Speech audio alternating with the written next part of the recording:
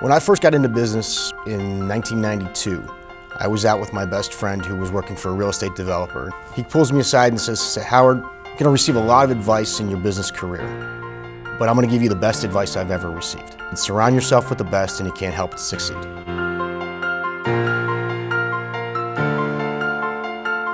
I had no idea what I was going to do when I got out of college. I had a lot of debt, and I decided after I graduated that I'm not ready to work for anybody else, so I packed up my bags and moved to Daytona Beach, Florida, and started a little photography business. And this photography business was putting pictures in keychains with a name of a bar on the other side of it.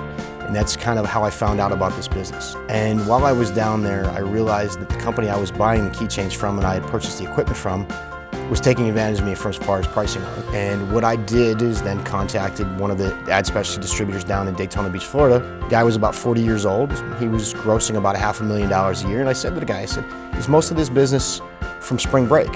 And he said, no, this business is actually from day-to-day business in Daytona. And I thought to myself, wow, this guy's 40, not overly intelligent. He's working out of his garage making a lot of money. Ding, I can do that. My life's work was going to be license plate frames and keychains, and I was going to sell every car dealer their license plate frames and keychains, and I was going to become the king of that area. I called every car dealer in the tri-state area in May of 1992 when I got back from Florida, and none of them would agree to see me but one. I walked into this gentleman's office wearing my tie and put my briefcase on the table, and he said, son, show me what you got. You got 5 minutes. So I opened up my briefcase. I show him the license plate frames, the keychains, a couple of samples, the catalogs, and he said, okay, how much for 1,000 of these and 5,000 of these? I'm like, I just hit the mother lode. So I looked at the catalog and I saw the price for 5,000 keychains, and it was 66 cents. And the license plate frames were $1.06. I said, this is your price. And he looked at me and said, are you sure? And I said, sir, the price is in the catalog. This is your price. And he looked at me again and he said, I'm going to give you one more chance. And I said, sir, if you see the price in front of you, that's the price I need to give you. And he basically looked at me and he said, get the hell out of my office. And I said, well, what do you mean? He says, you have no clue what you're doing. I said, how old are you? I said, I'm 22 years old, sir. He said, the good news is you've got the rest of your life to figure it out because you suck at this. And I said, no, listen, sorry, sir, this is what I'm supposed to do. And he said, well, you're not very good at it, so I suggest you find a new career. And literally laughed me out of his office. And I got home that day a little dejected. Thought to myself, nobody's ever gonna laugh at me again. I worked out of the house for about 6 months, and then I moved to a small office in Monroeville, Pennsylvania called Penn Center. I rented 600 square feet. We had a front office and a back office. First year, did about $35,000 in sales. Second year, I did $180,000. Third year, I did $500,000. Fourth year, I did $1 million. And when I did $1 million, I finally hired my first employee. At the time, when I first started there, it was just Howard and I. We had a sort of a secretary, administrative assistant. It was just Howard and Martin at the time, and they were looking to replace the girl that actually was working there part-time for them as pretty much do it all. And our goal was to really grow this thing. When you contract out your work, it's not that it's not quality, but you're working on somebody else's timetable, somebody else's schedule, and they may have something that pops in ahead of you and you can't control that. The quality was good, it wasn't great, but we decided when we wanted to bring it in, we wanted to control the quality, we wanted to make sure it was top notch.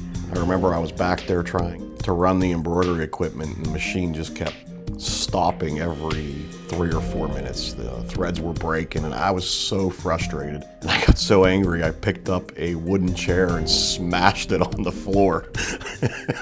And Howard come running back, he's got his hands on his hips, and he looks at me and says, I think we need to hire somebody.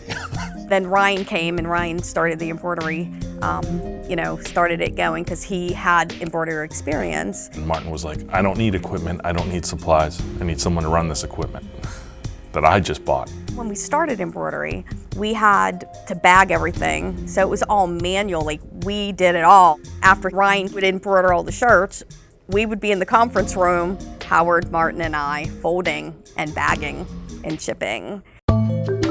We bought the Von Senden company. It was a well-known company in Pittsburgh, and it came up that they were having some struggles, and at the time that HDS was doing pretty well. Von Senden was the oldest distributor in this industry, as far as we know. There were other manufacturers that were doing custom logoed advertising specialties, but Arthur Von Senden was the first one, as far as we know, that went out and was acting as a jobber for different manufacturers. It was the year 2000. My dad was looking to retire, and so we were looking for creative ideas about what to do, and one thought would be to merge our company in with another one. And we had a chat with Howard and Martin, and we decided it'd be a good idea. We changed the name for a very short period of time to HDS Von Senden, and then we realized over time that name kind of just fell off. And then no one knew what Von Senden was when it was HDS Von Senden, so we moved it back into marketing.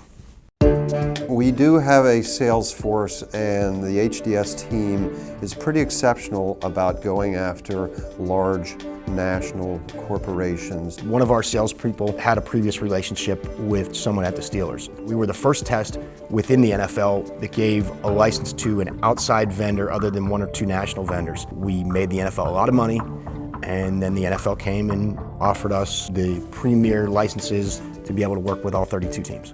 Our goals and objectives are to make things simple for our clients. We'll ask them the who, what, whens, and wheres of what they're looking to do. We come back to them with a solution for what they're looking for. I feel my strength is building relationships. I don't have the strong hunter mentality that someone like Howard has. One of the first things that I did when I came over to HDS was took over the 84 Lumber account.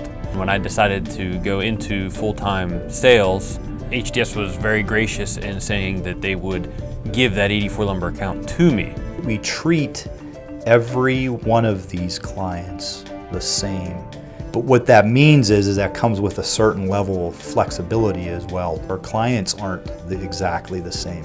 So as a company, we need to be able to be flexible in order to achieve meeting our clients' goals and expectations. We went after clients that we felt we were a good fit for that were large, but we did it in a smart way, where we might go and try to get one a year and then grow and learn how that all works. Let's go after two the next year. And I feel that the clients appreciated that as well, because they were still getting that small time attention for a large client. And that's really how we got the larger customer base in a smart way. We had spun off XDeco in 2004. Ryan left us for greener pastures, and it didn't work out. And he came back and said, I want to work with you guys, but I want to be a partner. So HDS and Ryan came up with a plan, and we basically brought him in as a 50-50 partner in XDeco. September 17th, 2004, Hurricane Ivan came up and hit Bridgeville pretty bad, which was the location of XDeco. We were pretty close to a creek that actually ended up getting blocked by a truck. So that creek backed up. I show up to work on Saturday morning at 5 a.m. and the entire shop's 5.5 feet underwater. Met Martin and Howard there, and quickly went into effect was a plan to recover. I actually had left that day, say at 12:30, 1 o'clock, and I was heading to Michigan. When I had gotten there, I was alerted by the guys that our screening and embroidery facility had gone underwater. And one of the first things I checked on was I was supposed to have a 1,200-piece t-shirt order delivered that day for one of my clients, and due to the rain, the truck never delivered it. So that was one order that got saved. Other than that, it was pretty much a bad day. We did not have flood insurance. We actually tried to sue our insurance company, and there was a ruling in central Pennsylvania that essentially said that the insurance company does not have a fiduciary responsibility to offer flood insurance, even though we were in a quote-unquote flood zone. We actually even asked them if we needed it, and they said no. We had heard the day after that FEMA was stepping in and guaranteeing some loans through the SBA. I contacted the SBA. I think it was within 10 days we were fully funded to help us restart business in the same location. Having the great vendor partners that we have, we reached out to other vendors at that point and decided, okay, where can we funnel our work while we're in the middle of building ourselves back, getting our equipment fixed, and getting things back online. Starting that day, that Saturday, as soon as the water receded, we started recovery. I started taking apart all the equipment, stripping it all down to bare metal. We had a lot of people staying here late at night. Actually, one of the other employees and myself stayed overnight one night just to get some of the work done, because it was pretty trying at that point in time. It was probably one of the moments in my career at HDS that I would point to that would really solidify my relationships with the people who are still here. Howard and Martin and Ryan and Michelle were some of the people who came in that day, and I could just really feel the genuine thankfulness that they had for me taking a Saturday out to come in and help them out, and I think that really bonded us as friends. Come about November 25th, 2004, we were reopened. A lot of people thought we would never get open again, never be able to survive that. But through good planning and a lot of hard work, we were able to open the doors again. When you go through something like that and you come out of it successful, you feel like you can handle anything. I was at a partners meeting in Las Vegas in 2009, and I met Bob Nanberg there.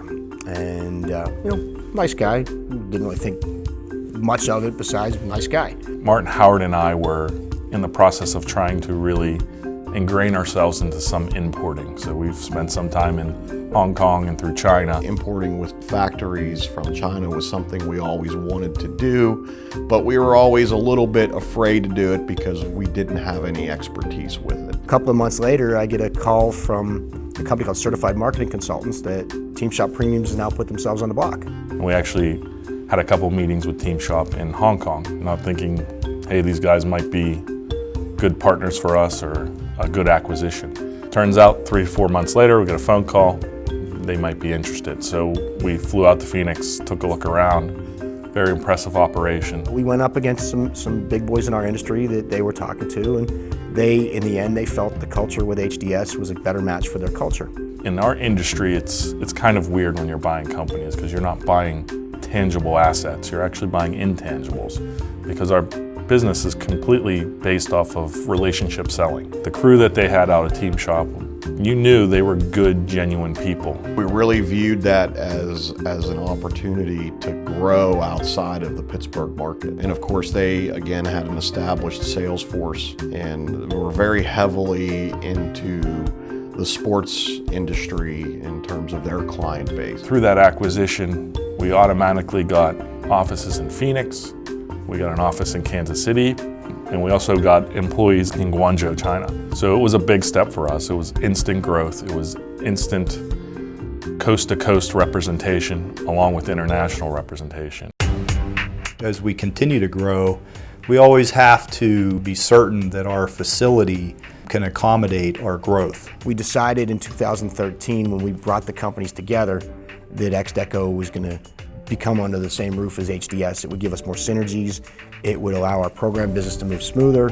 And it worked out because even though XDeco is a separate company or a separate entity, it also did business with HDS as well as our competitors. They also come to trust us because they know HDS. No one's at there. They come to our building when they pick up goods, and yet they still decide to come and work with us because XDeco treats them right. I transferred my role to be COO of HDS and transferred my ownership to be one company. XDeco is still run as a DBA of HDS, and it's run as an independent company and still has its own staff, its own management staff, and still produces quite a bit for our contract world. But it allowed me to be more involved in the overall corporate structure. We are here as a singular team working hard to do the very best for our clients. And our clients can come in and they can see the XDeco operation, which is amazing to go over there. It definitely is easier with them being here rather than in a separate location. So it helps us as, salespeople and employees that if we really need something, we can walk back there or, grab something off the shelf. More difficult probably for production standpoint because because I'm able to walk over and see stuff. But if I was dropping off an order to a customer, I'd have to travel down 79 to Bridgeville, pick it up, and oftentimes backtrack. So that makes it a ton easier. The other good thing that we were going to do is we were going to rebrand ourselves. So we thought we're going to give ourselves a fresh new look with building and with branding. And we developed new logos, new taglines that have grown with us since we've come here. We started out with HDS, Ideas, Innovation, and Integrity, and we've also spun off a little bit on that with merchandise as media, because that's what we do as well. We've grown departmentally, we've grown as an organization. We're able to learn this business from the ground up, not take anything for granted because we've done it all. I would call it controlled growth. You know, we've never gone through a period where the growth has been so rapid that we haven't been able to handle it operationally. We've always felt that slow and controlled growth is a much better approach to growing in this industry. Through hard work and growing our sales force and a couple acquisitions that we've made along the way, HDS has grown into a $20 million company. From management and customer service, ex-Deca, we all pulled together to work hard to do a great job, and it's rewarded us with growth. So I put a lot of the credit on growth to Howard. Also him getting the right people in the right spots with operations, and Ryan and his experience with decorating and making things run smoothly, and then Martin on the financial side. So those three guys are instrumental to the growth. Mark Algieri is a great manager, and he works well with the salespeople and adapts his personality to each rep. HDS's motto, honesty, dedication, and service. The leaders of the company really stress that, and that's my motto always going forward. I'm always honest with my clients. If I can't do something, I will do what I can to get it done. Dedication to them and to HDS and the owners of the company, and service. I mean, we bend over backwards for our clients, and you know, they do appreciate that, and I think that's why they always come back. There's 22,000 plus competitors. You know, we're in the top 1/2 of 1%. But this is not where I want to end this business. I want to continue to grow, and I really have a great team behind me. We're looking at additional acquisitions, both from a human resources perspective as well as outside companies. And I really believe in the next probably 5 to 10 years, we're going to double, maybe even triple in size. So, you know, what you've seen is a good start, but now we're just really getting started.